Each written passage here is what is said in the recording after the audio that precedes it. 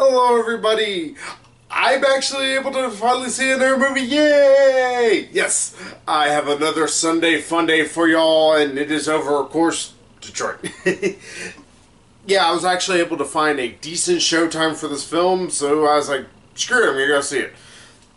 So I went to go see the film that is the new movie by Catherine Bigelow. Those who do not know her, she is most famous probably for Point Break and The Hurt Locker. The Hurt Locker, of course, she was, if I'm not mistaken, the first female director to ever win Best Director for that. And also won Best Picture, though I'm like, I don't agree with it. I actually really like The Hurt Locker, though it's not what I could say one of my favorite films of all time. I think it is a difficult movie to always pin down. In fact, it's not always even a very easily watchable film because of the rougher material that has to deal with. Especially considering it's about a soldier who is who has pretty much a form of PTSD that's not very noticeable to us normal folks. So yeah, it's a little bit of a smart movie, and sometimes kind of like, I don't want smart.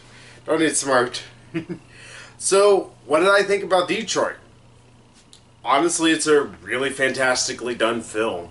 It's probably one of the best movies to have come out this year that deals with a very, very, very heavy problem.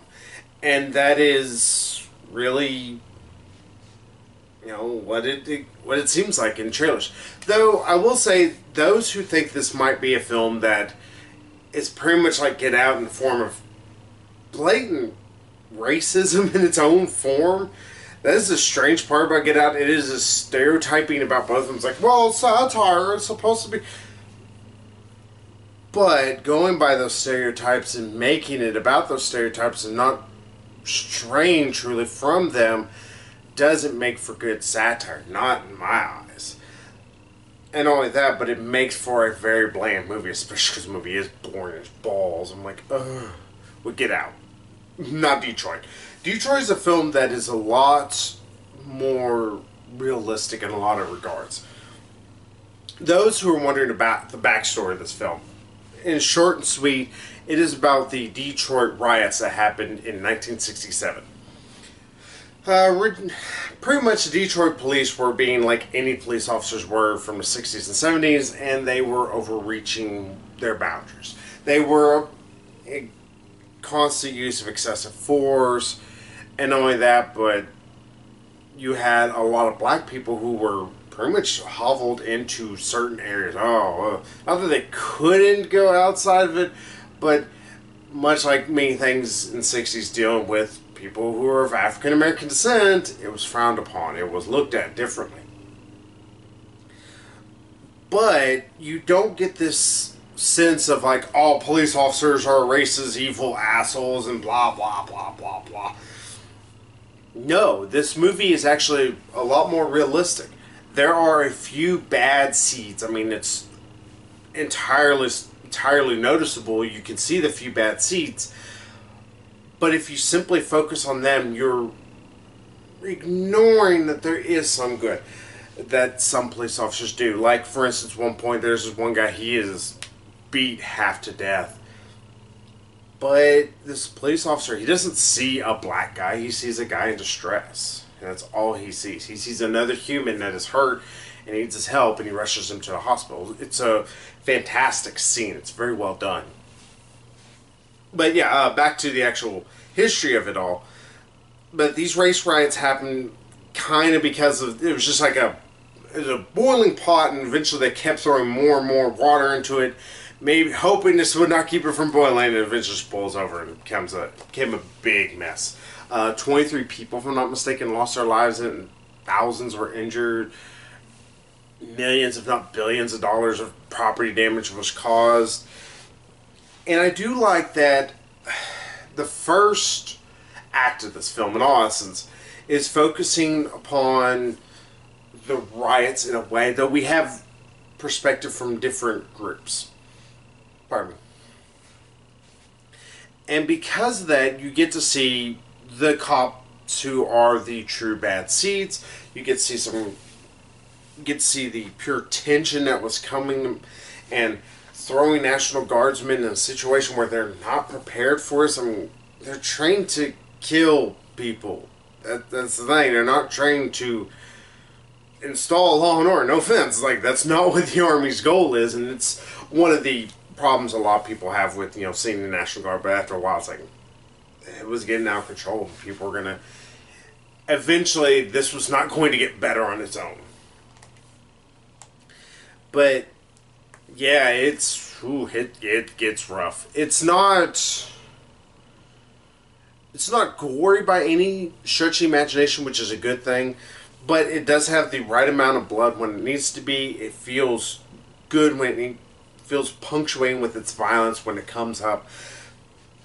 But the major story here, it surrounds the Algiers motel. During one point, there was a believed sniper that was firing at police officers and National Guardsmen from the Algiers motel. They went and seized it, and these 3 police officers, who ends up being the ones that we mostly focus on, in short, execute 3 people. I mean, that's just the long and short of it. And there's, I'm going to say, 4 or 5 other people in it. They just brutalize the entire time. Now, I will say that part is a little bit... What's the best word? It's not 100% we know this happened for sure, this particular way, just because we have conflicting accounts of the entire situation. Because this goes through the whole trial that happened because of this. And if you were wanting a happy story, go somewhere else, because guess what? The police end up getting off on it. And really, it's just because it was such a psychotic time. I mean, they had a good lawyer who he could use that confusion, that desperation everybody was feeling, like, oh, well, did you truly see that? Though I will say the trial doesn't take up a whole lot of this movie. It's not a good chunk of it. But it's one of those you're like, yeah, this was some wrong stuff. But it wasn't about white versus black. It was about people overstepping their boundaries. It's something that Catherine Bigelow actually did very well here, that she didn't just shoot a movie about racism, which, no offense, anybody can fucking do. I mean, look at Spike Lee's fucking Miracle of St. Anna. It's a piece of shit. It shows he can't direct action, and he has lost his ever-loving mind. Because it all wants a racism. Really?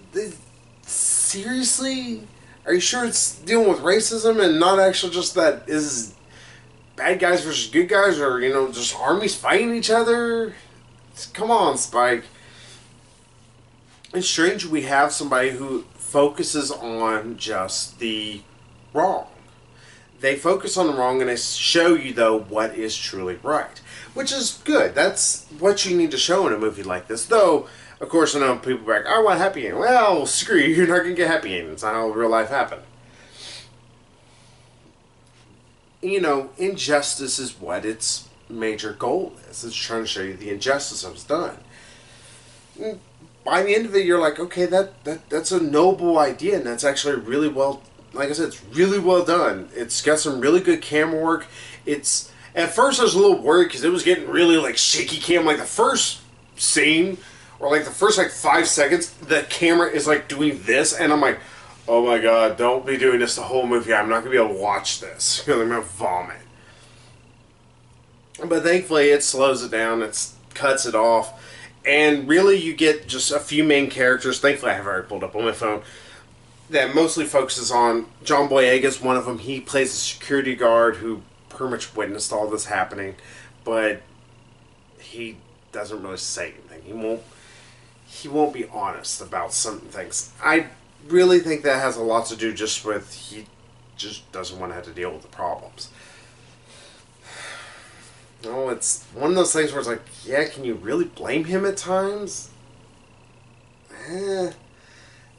It's one thing for injustice, but it's another thing that he has to still live after all this. It's like people having to speak, out against the tyranny of Hillary Clinton. Sorry, I had to go with that one. Then there's also the other main character in a way, Will Poulter. He plays a cop named Krause. If y'all don't know him, I best know him from We're the Millers. He plays the young kid who is supposed to be playing what's his face's son, whatever. And in this, I didn't think, like, oh, how can they make him intimidating? Holy shit, he's intimidative. He is scary as all fuck. It's like, oh. But really, you do get the sense that he is a bit of a psychopath. But it's not so much always about race, it's a lot about power. That's what it feels like a lot. He's just power hungry, and he's let this, oh, I have some power because I have a gun, I'm letting it go to my head. It's one of those you feel a lot. Then the other main character in a way, his name is Algie Smith. He plays a guy named Larry. Now, I can't remember what was it. He is supposed to be one of the original members of a soul group that was founded in the late 60s, and they got a record deal and all that, and he ended up like quitting right beforehand, supposedly because of the situation. I'm not going to say one way or the other whether that's true. I don't know. I haven't spoken with the guy this is truly based on. If it is, alright, cool. I don't blame him at all. I totally get it. I will just say, though, they focus quite a bit on him after everything.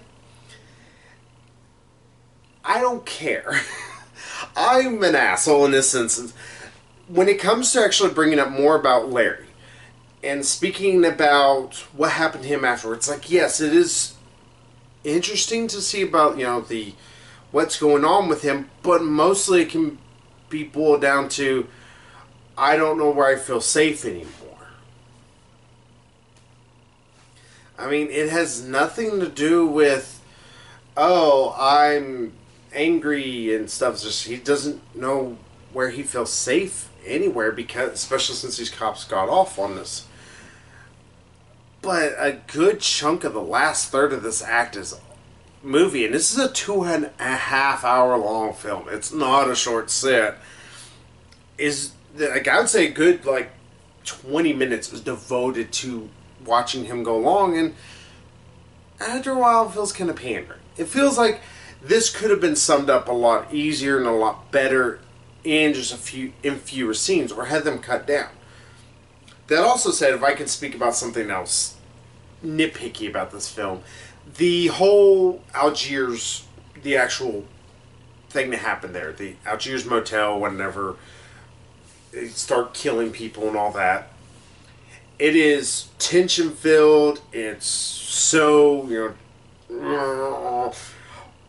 but after a while, it falls into some of the same problems I had with Free Fire, in the form that there's only so much tension I can keep going through.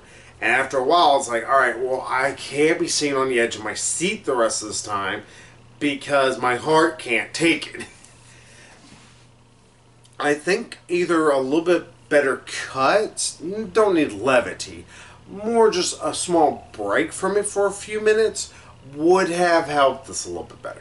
It would have made it a little less where it just feels like we're just having this, we're sitting on the edge the whole time. Because after a while you're like, alright, okay, I'm just going to sit back for a bit. You don't really feel as much tension by the end of it, so some of the later more disturbed things these cops end up doing to these poor people, it begins to lose its punch. It still feels terrible, but it doesn't feel as bad as any of the other things. I know they have to still go by true events and all that, but it's just, I wish there just would have been something there, just like 2-3 minutes just cutting away for an actual good amount of time. Instead, there's just tension, and after a while, I'm like, alright, I'm kind of checking out of this tension a little bit, because I need to breathe like a normal human again. And at that point, it's like, I can't put myself back into the situation. I don't know, it's a minor problem, I will admit, but it's just something that I think Catherine Bigelow does sometimes suffer from. like watching Hurt Locker is a similar issue, that there's only so long you can have that tension. Like, if you want a perfect example, the sniper sequence is like, all right, you feel tension for a few minutes, and then you're like, okay, well, now they're just sitting there, and you're kind of like, all right, I'm kind of bored with this. You're like, all right, I gotta step out and go give me a Coke.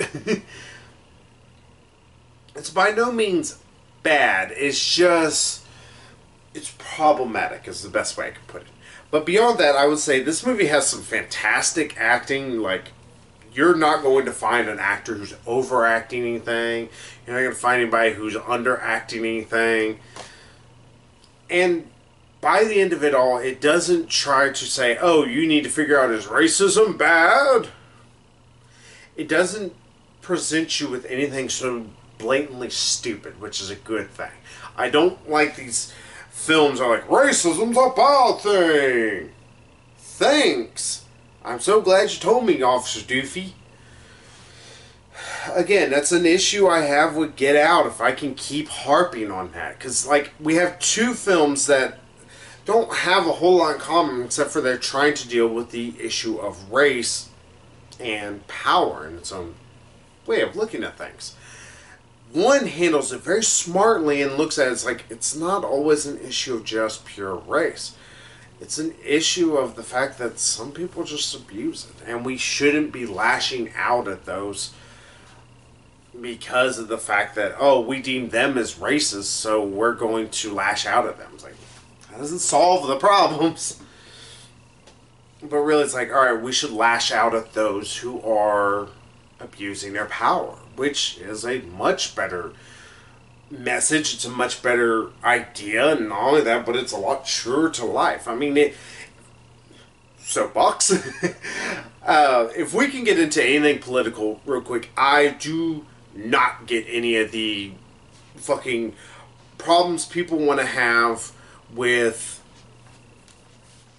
no offense, a lot of cops that are supposedly shooting people like, oh, they didn't mean it, they just assaulted this person. Alright.